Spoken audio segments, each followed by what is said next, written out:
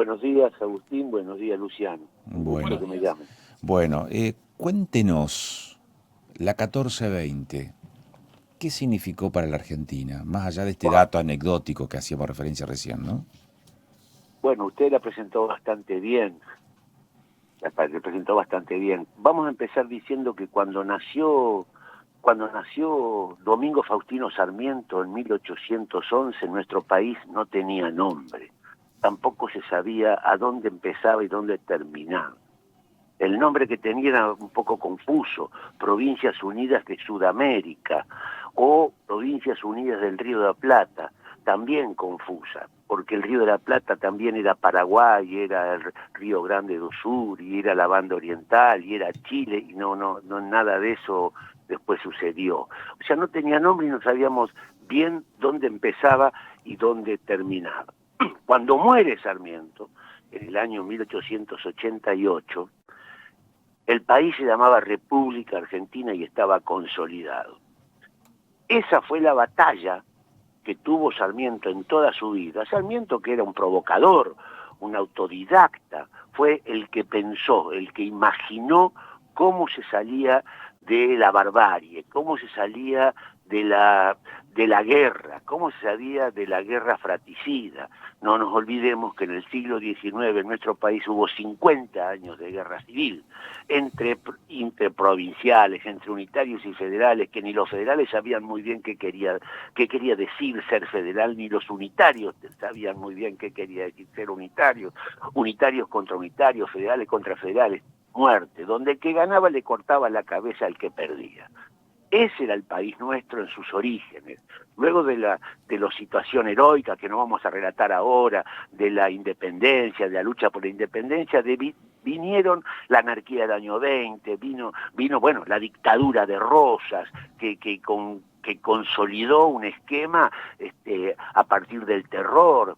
Eh, entonces empezamos una etapa distinta a partir de Caseros, con las presidencias, pero Argentina se divide de vuelta en la década del 50 y hay dos Argentinas, hay dos países. La provincia de Buenos Aires por un lado y el resto del interior, el norte y el litoral por el otro.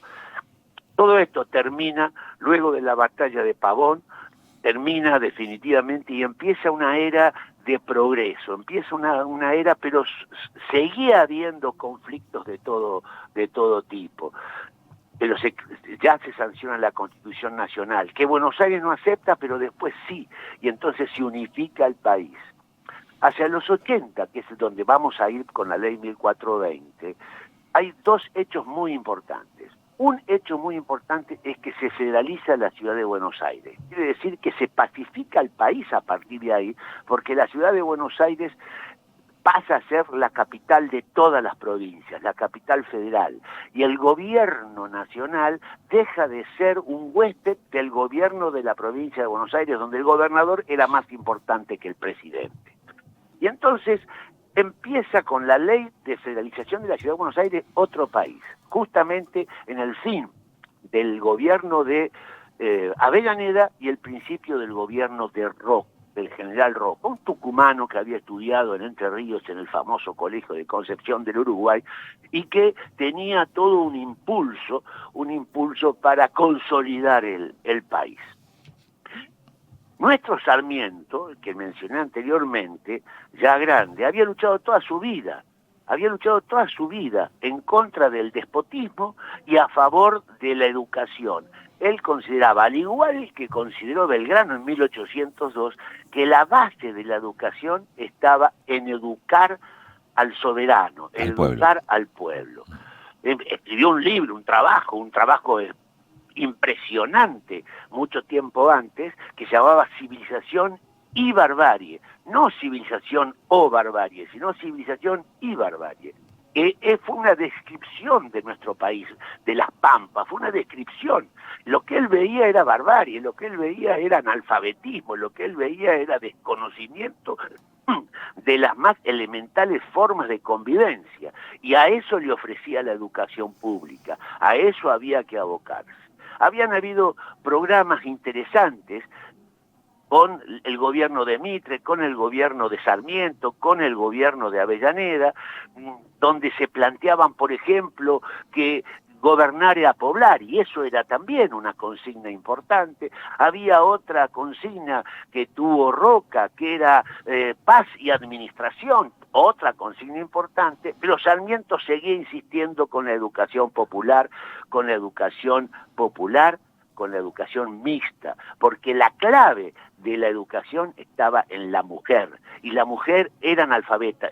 Todos eran analfabetos, en menor medida los hombres, porque los colegios, los pocos colegios que había en la República Argentina eran para hombres.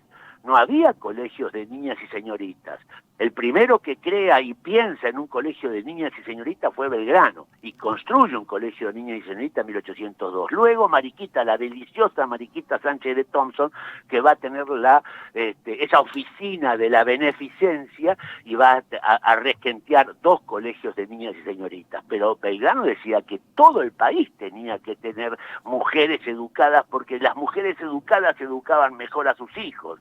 Y a partir de ahí surge el concepto de la ley 1420. En un mundo desquiciado, tampoco pensemos que Europa era una panacea.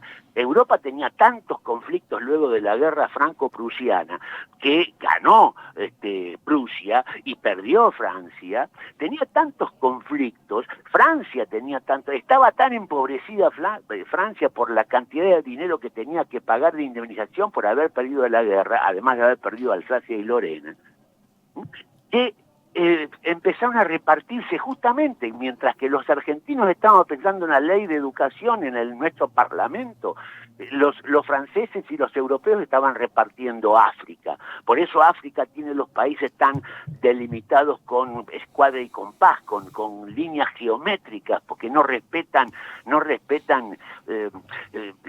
accidentes geográficos, sino que son líneas hechas desde Europa.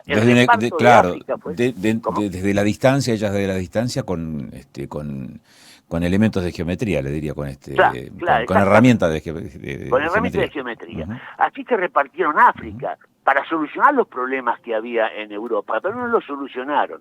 Mientras que Rodin escribía, hacía la famosa figura del pensador, mientras que Brahms escribía la famosa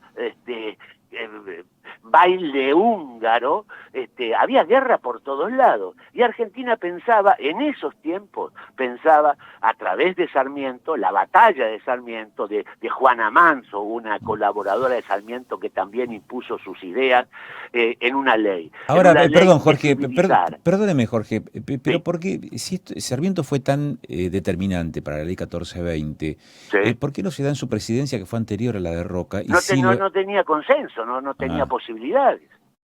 No tenía posibilidades. Todo esto tiene su tiempo. Pero sigue la lucha de Sarmiento. No se olvide que Sarmiento tuvo que lidiar con la guerra del Paraguay, que él no había generado, se había generado en la época anterior de Mitre. Una guerra tremenda, pues. Y que le costó la vida de su hijo también, ¿no? Que le costó la vida a su hijo, que le dolió mucho a él, ¿eh? Uh-huh. Él quedó muy, pero muy consternado con la muerte de Dominguito. Él se enteró de la muerte de Dominguito en el mismo momento que se enteró que iba a ser presidente.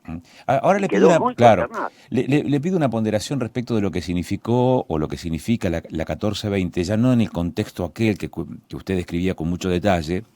Ahí voy. En 2 minutos y termino. Sí, sino con toda la trascendencia que ha tenido, porque ha reinado esta ley por décadas. La ley 1420 fue algo así como un cicatrizante, ¿no? Un cicatrizante que va a cicatrizar las heridas de todo este periodo tremendo de las guerras civiles, donde había muertos, miles de muertos, por la ignorancia, por el fanatismo. La ley 1420, lo más importante de la ley 1420 es que era mixta. Era revolucionario pensar en algo mixto, que era laica. Era más revolucionario todavía pensar una ley laica para la educación en Argentina. Laica, mixta, obligatoria y común. Esta ley, al igual que el ferrocarril, al igual que el telégrafo, al igual que el alambrado, al igual que los inmigrantes, esto es, gobernar es poblar, va a ir cambiando la fisonomía del país.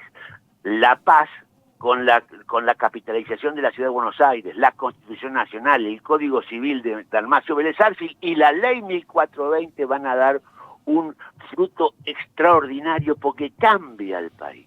Y de ese país bárbaro, en guerras civiles, en peleas interminables, se va transformando en un país receptor de inmigrantes europeos que van a poblar todas las provincias de la Argentina, ya llamada República Argentina, y con el arado, con el ferrocarril, con el cruce de razas, empieza Argentina a exportar ya no tasajo, que era carne salada de los saladeros, que hizo rico a Rosas y que hizo rico a Urquizas, entre otros tantos, pero que era carne para los esclavos, para los mercados esclavistas. Ahora empieza a enviar, a exportar lana, empieza a exportar carne enfriada, y Argentina empieza a progresar, porque la base de la ley 1420 es el progreso. La base de esa ley es ese pensamiento positivista que tenía esta generación del 80, una generación del 80 magnífica, que eran padres de los que habían sido la generación del 37, esa generación romántica liderada por Esteban Echeverría. Entonces el progreso empieza a ser palpable. Y empiezan a venir 200, 150.000 italianos de todas las Italias, rusos de todas las Rusias, españoles de todas las Españas, ingleses, irlandeses, sirio-libaneses, de la colectividad judía de Rusia y del sur de Polonia, de Galicia, y empiezan a instalarse primero en lo que va a ser la provincia de Buenos Aires, el sur, centro-sur de Santa Fe, el sur de Córdoba, todo Entre Ríos, pero luego van a Corrientes, van a Misiones, luego van a Santiago del Estero, luego van para el sur, para su propia provincia, los vascos, los irlandeses, los galeses, empiezan y vienen 6 millones de personas a nuestro país. Y como bien dijo usted al principio, una vez que operó la ley 1420, 16, 15, 20 años después de esa ley operando en Argentina 1420, mixta, obligatoria, común, que iban de los 6 a los 14 años, el guardapolvo blanco que se va a incorporar después, pero cantar el himno, formarse en fila, aprender matemática, aprender historia, aprender lengua, aprender a leer y a escribir. Todo esto hizo una revolución en Argentina que en 1910, con el festejo del centenario, Argentina tenía menos analfabetos que Italia y que España. Eso es el efecto de la 1420. Jorge, esta semana se produce un aniversario de la sanción, de la aprobación de aquella norma. Es un tiempo interesantísimo analizar la historia y sobre todo en un contexto actual como que tenemos en este momento, en donde la educación vuelve a estar en la centralidad. Pero ¿sabe qué? Se nos fue buena parte de la mañana, tenemos que ir a las noticias y le agradecemos infinitamente este gesto que ha tenido de darnos parte de sus minutos, de estos minutos de su agenda para charlar sobre la importancia de la educación. Le agradecemos enormemente el gesto que ha tenido,